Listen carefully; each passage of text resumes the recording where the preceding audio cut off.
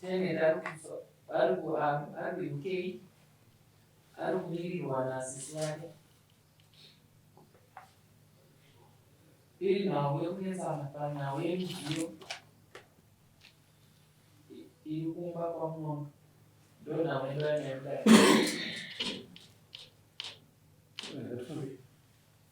takunzirawo madhokiments ayo enhiri epower funding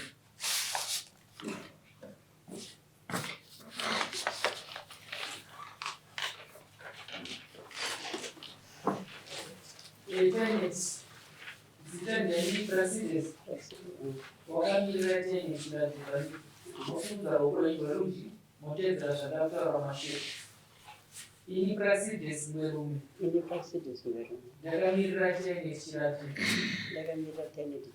ndinopika pamberi pedare zvose zvandichatauura ichokwadi pamberi pamwari namambo wangu mwari anombatsiri wangu ndokumbirawo makisaus vanhu simudzira ruoko rwerudyi motedzerawo zvandakataura mashure ini makisaus vanhu ndinopika pamberi pedare zvose zvandichatauura ichokwadi pamberi pamwari namambo wangu mwari anombatsiri wangu zvinoda kumbirawo chisengo kasi proceedings werume uzivisodai uchidini tasakisa kuti mukwirire makisaus vanhu makagara zvenasizo rakasimukira pamusoro tandamiri pamusoro mureko pamusoro ndiri muyera soko ndakamirira tenant chibanda ari kuti iye vakanetsana namake kusvika varambana nekuda kwekuti murume wake anga achiunza mukadzi pamba iri hama zvekare mumusha kwamuverume musikana wacho mwana wahanzvadzi yemuroora wangu anori ambuya namakisa saka mwana uyu watanga kudanana naye aine 20 years aine 18 iko zvine zvaane 20 years saka ndiyo nhau yavakanetsana iyoyo makisa mukunzwa zvatsanangurwa naproceedings weru anonyasonza kuti problem yacho yebhadha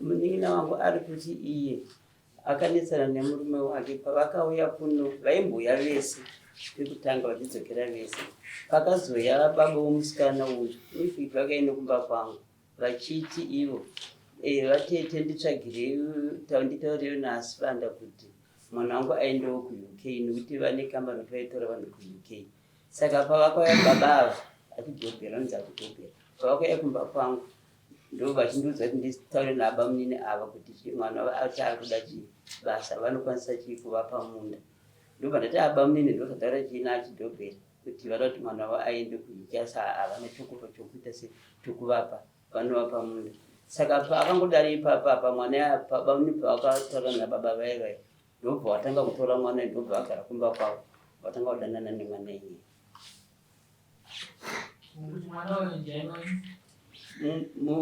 muzukuru wemuroora wangu mwana wanzvadzi yemuroora saka mhosva yakunyatsoomera makisa munin'ina wangu ari kuti aipinda mumba naye akapinda mumba naye asina kuzisa mudzimai wake wakatora mudzimai akapinda mumba mataineti achitogara ipapo achitorara ipapo mudzimai anga asingazivi makisa waingizisa here nhau yakukomera. Yeah, I'm not sure which emos or under any laws or whatever, but what happened and what I was in the very sad, I may not be able to integrate it. Vashani wekumba kwangu nene. Iyo nandi ni wanina wake. Vaninga vanzimai wangu. Varugara kumba kwangu. Vanoshanda kumba kwangu. Vashani wekumba kwangu vanogara kumba kwangu. So msikana uyu akauya akakumisa akushanda. pamba pangu. Saka like vashandi vese vekumba kwangu akataka kumsata kugara naye because akachuza kudaro izi vanochuza kugara kumba kwavo vanochuza kugara kumba kwedu isisu. At the time haana kunyatsotaura neni formally kuti ndakukumbira kugara pana. Akangogara and she's not the first one to do that. Kungouya pamba but when I spoke to the other staff, why again? Pane kumba kwao pane 2 men and 2 bedrooms. When I was in the rail, that's when I'm at age 16. That is the other thing. I don't feel on my at age 16. In many foot that I change it on 1. So this thing you change it on 1. It's maybe in me because other people made me who I am. So I'm not sure. Yeah. This is relevant, but yeah, I'm not this. Yeah. So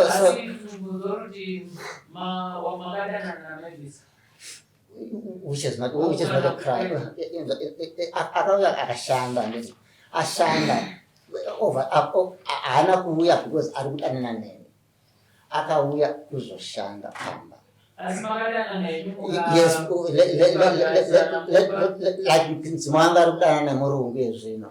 And that's what she's saying with Rombere Gokoria, Richard's Tambuziga, but this is not swamp. Yeah.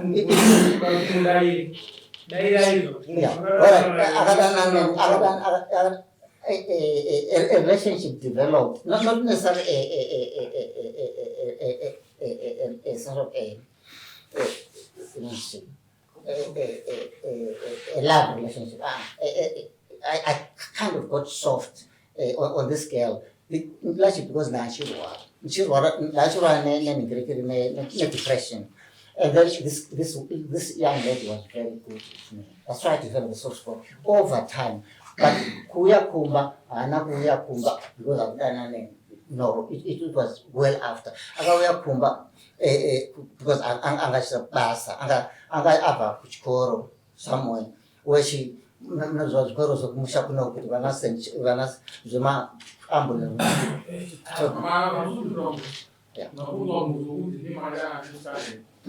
Yeah, later on is. But the reason why she came over to live with us was not because she came over because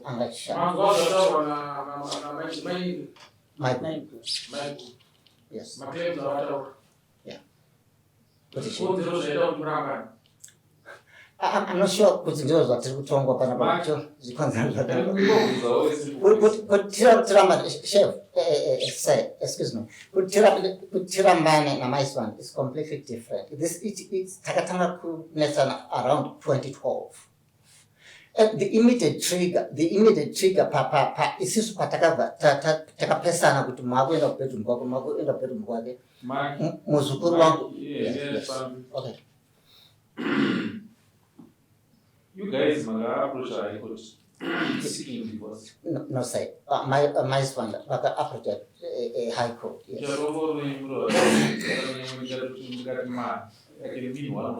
Okay, so I just wanted to make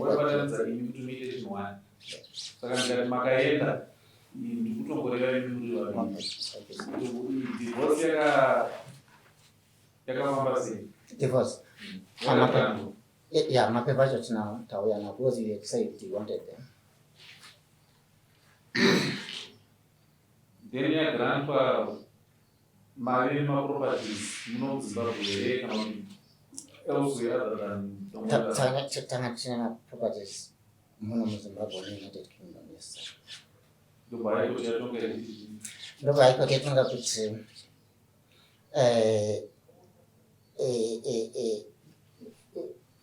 my husband was a good man. That's a good no. If it was request of what request of the Raj race basically, but as no later cycles.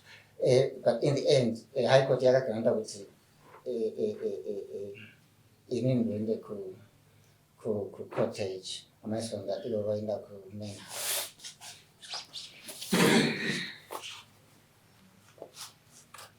And then United Kingdom, and then United Kingdom, vakatiwo property yacho upon kuitengesa Assuming Mama tokwezi. what was going to happen? Well, muchivanhu chedu mudzimai kana asisade murume wake anoenda they leave the marital home, vanoenda they leave the marital home. That's what I And know. what happens? Can I remove me? But because maybe I'm not sure what happens. I'm not sure. So are we saying the law is selective? Could it? In What terms of, he diamond go away.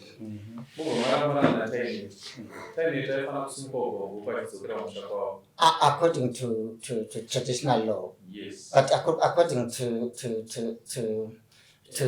the Roman Dutch lawyer traditions, they could have made the same determination. Right?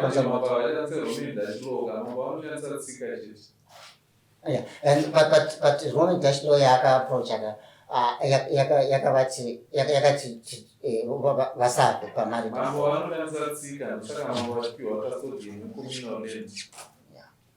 Kana mukava tongopinda muhorodhero mudunhu ravo Chinamhora asi mutemo wehurumende ndiwo wakushanda. Kana tikange tatongoya kuno kwati kuti kominawo tsika dzamambo ndozvakuyo ndokusiyana wacho. Zvimwe chete kusvikawo kwenyu kumushawo kunoshanda tsika dzamambo ikoko ndozvinoteedzerwa. Tofanira kubvunza mubvunzo wekuti imimi makavaka kwenyu kumusha morambana nataineti taineti vachigara mumusha menyu here makavaka main house movaka cottage yenyu muchasheya here titaineti ogara mucottage wogara mumain house taineti unotsvaga murume wakatigara imomo iwo tigara mumain house ndo zvaiitika here kuri kwenyu murureva kuri kudhara. You've taken the scenario you kunokumbusha toisa kugokwe kuita kwenyu barabara nataineti handiti iwewo kugara mumain house handiti taineti unobvatora boyfriend yake kugara cottage. Is that ethical? I'm not sure. Maizvitendera here kugo? Well, I'm not really sure, but Well, I think let's be truthful. Let's be truthful. Maizvitendera here mutsika dzenyu mimi dzekugo? I'm not sure what I would have tsika dzekugokwe neruling yecourt kana okay. Kuzvaparara pamubvunzo kaiwo kuzvaparara nokuti zviri kudivi kwako taitaineti ari iye ararambwa ari goko kwandinomupa bhuku romahwakupeka twako yenu. I'm not exactly Kuna sure. yekuudza mumwe murume wake mumba yemuhuku. ndina maiguru vangu vakafirwa and vakangogara ipapo. Vakafirwa, it's a different scenario. Tataura nyaya yekuti taineti anotenderwa here kuudza boyfriend yake mumusha make iwewe marambana. Zvanoita kana ndarambana naye I cannot control it. You cannot control. Saka neta zvanoda kumusha mako. Because she's a private citizen and She's a what? I'm a private citizen as far as But I'm ari concerned. kumusha mako here. But Ari kumusha mako. Private citizen ari kumusha mako. I'm not sure. I don't know. I don't know what ndine powers of it as I think tinenge takutadza kana tinge tichida kuiva ignorant patsika dzedu. Because tsika dzedu hadzibatiki asi tinofanira kudzidzisa kuvana vachatevera. Zvinoti tabve ignorant kuita sekuti tiri vanhu vasina tsika dzinoteedzerwa. Hatifungoti tinenge tiri vana veZimbabwe. I think mubvunzo iwo wakabvunza uri very simple and waifanira kundipindura kawanda. Ngati iwe wakapa taineti gukuru muchigara kugokwe. Taineti kana vachigara pamusha penyu here wapa gukuru. But Your Honor, if the High Court of Zimbabwe says that Anotora the main house, because they didn't, I don't think they looked at Anova because they just looked at Tirimu Zimbabwe. But in any Nova Coop, I don't think that was relevant to them. What they said was they granted YAKE, which actually the main house. Whether that main house was in Goko kana Kudombosha, I don't think it would have made any difference. Circumstances are zvichinje wazvizondei. No.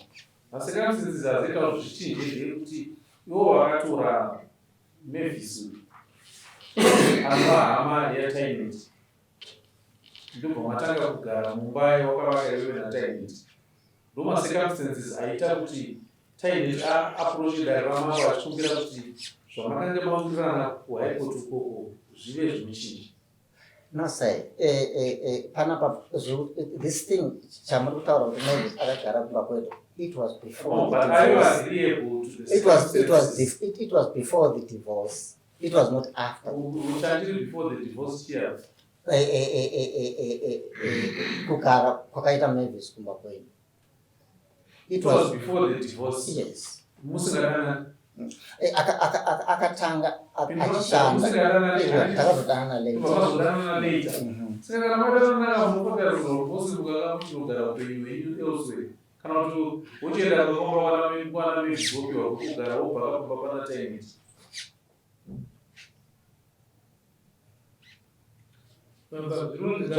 Wacha muroro ini mama kawo kona time.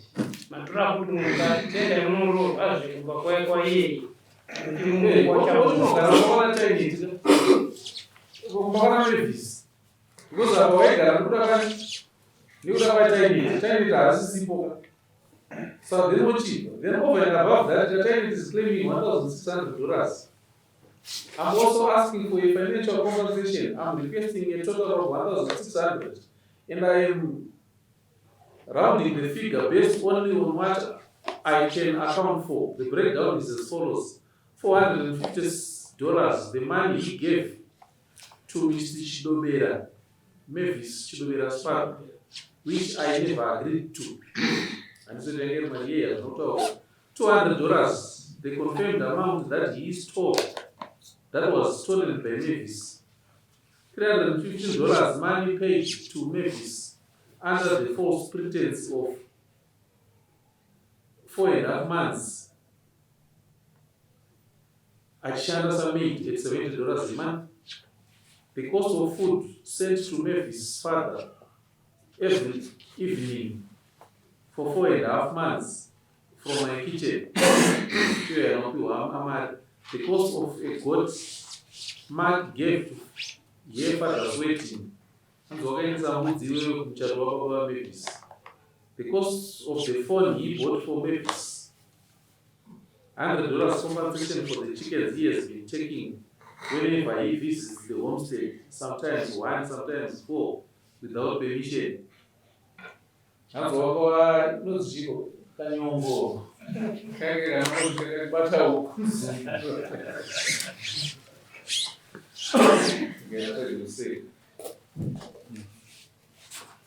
In addition to the above, I'm also demanding compensation for the emotional distress and humiliation I have endured. Mark brought his young lover into our matrimonial home and my bed with YAKE, and violated the sanctity of the only place I once considered safe.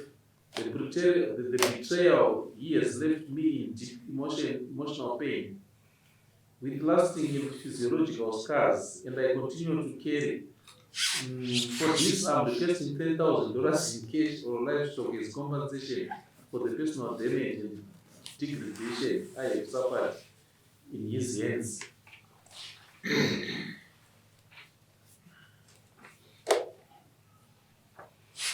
For months, hope you are $10,000, hope you are $1,600. I think those who namatirwa nataini nekuti ubude mufana kuti wakazorora naMavis.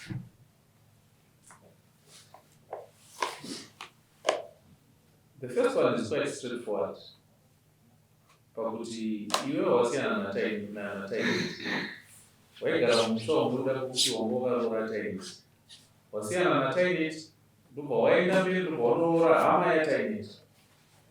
I'm not married to anyone. You're not married to Mavis, but you're going out with him in the end. You might say that, but Hmm? I mean, it's yeah, you know, Go ahead, man.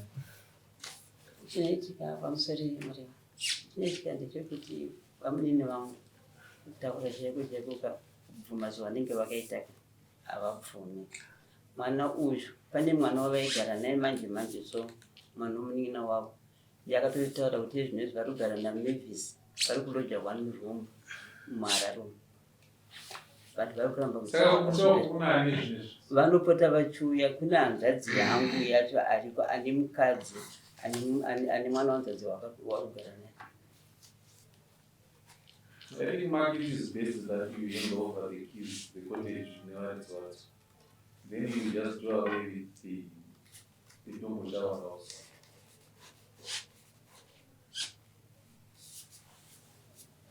Ndokwari kutogara izvozvi. Pane mwana wacho mukomana uya uya amuti Mafana uya ndiye akataura kuti tiri kugara ivo naMavis wacho handiti nembwa dzaonekiti vari kugara ku1 room kucottage kwavari kugara mheni kwavari kugara anakutora kuti yakatofunza. You still have anything to do with the cottage in Lobo Java and Emma? yeah, because I mean, we are under poor and I could, although he has not a family, yeah, nice man. But about Say, I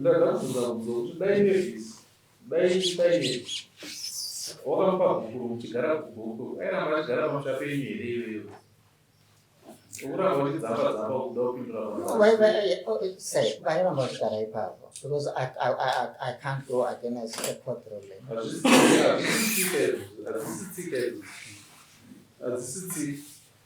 Yes, I immediate effect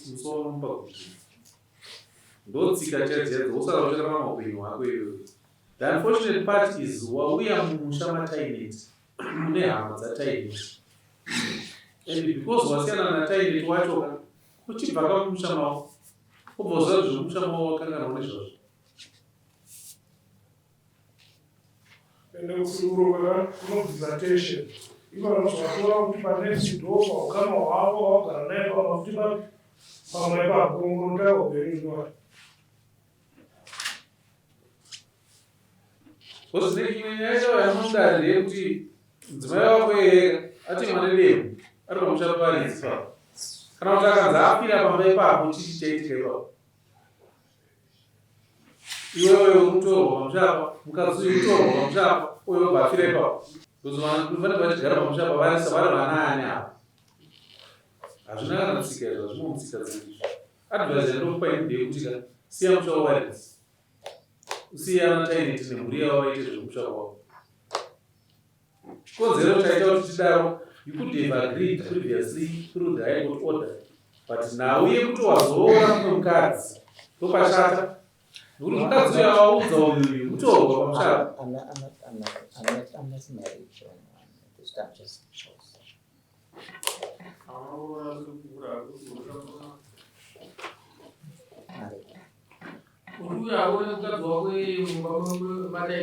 No, say, it's not that about and I don't care about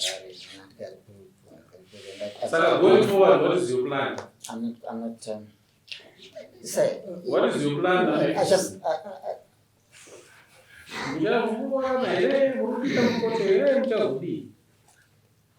well, you know, I don't know what is going to happen in the future. I'm not really sure what's going to happen in the future. So, I think like two people agree. You are trying to make the issue more complicated. Nekusatipa mhinduro dzinotikudza. Ndosaka tizopedzera tangotika tsika dzedu isusu hadzitendere kukwata uyo zogara kwamatezvara mushamatezvara iye arambana nemwana wavo. Naizvozvo tiri kukurudzira kukwata kuti abude mushamatezvara sezvinotaura tsika dzedu. Yeah, but Mushawiga also Tezwa, not pick up on Bakana Tezwa. But mushamatezvara here. No, Musamanatizva. Musham that saying that which is so which Magaregister? a quick question about kwa sababu kwa Shumba kwa Chief Chinamhora ava ndo vakatimirira musha watakatenga from Mr. Chidaba hausi musha wakangweru musha watakatenga from Mr. Chidaba asiri hana anything to do with wangweru saka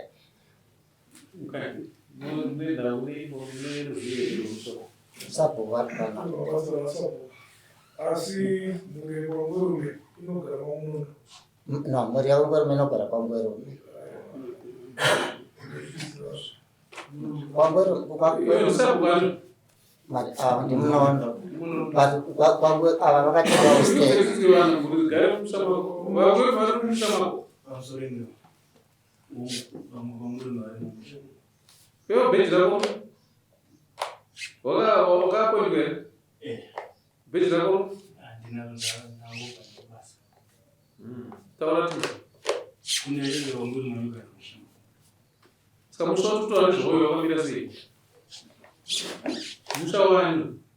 andina ruzivo rwakanyanyisa kuti ndingati ndevasibandi vandovadzimaiva nokuti vazvakaitika handina tozomakora yo ndichitori mwana womudiki saka ndavakwe maybe varidzi venyaya ndovangaziva kuti musha wavo vakauwana sei ava ndo vakatimirira pakutenga musha nekurejista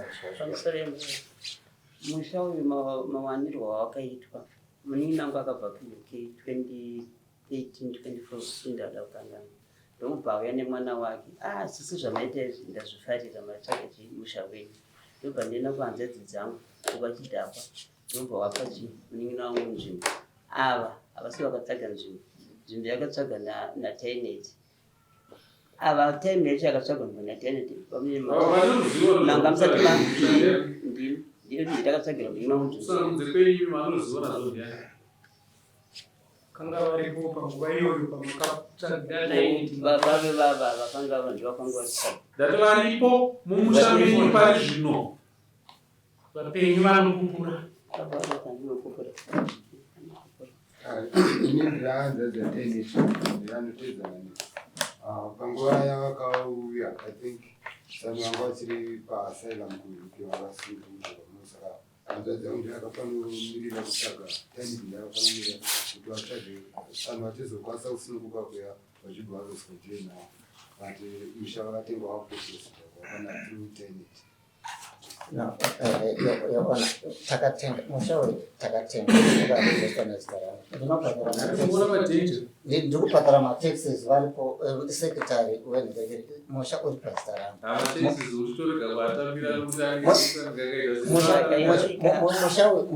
musha uyu takatenga as a couple shionasi kuti zvinzi wakatengwa nemudzimai takautenga as a couple back takatanga kusvika maona varikurasika tsika dzedu ndati tsika dzedu isusuka hadzitendere kuti mungwana uyozogara musamana chezvaro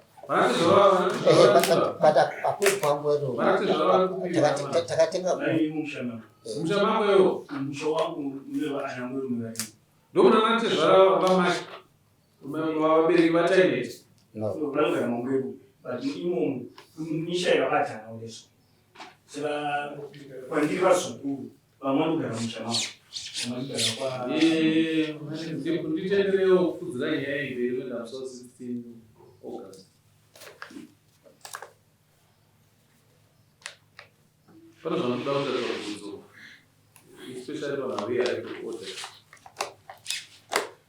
maHigh Order iyo netsika dzedu ndozvanoda zvabvunzo nezvazvo ndozopindura zvizhinji pamusa 16 patinopedza ndonaNdopaita zvinenge dii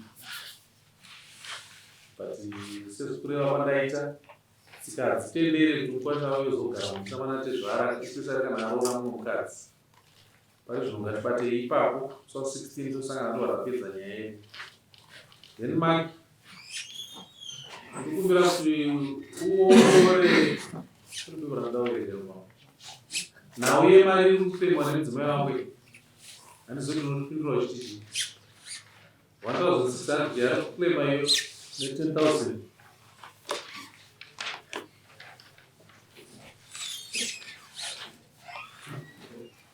Thank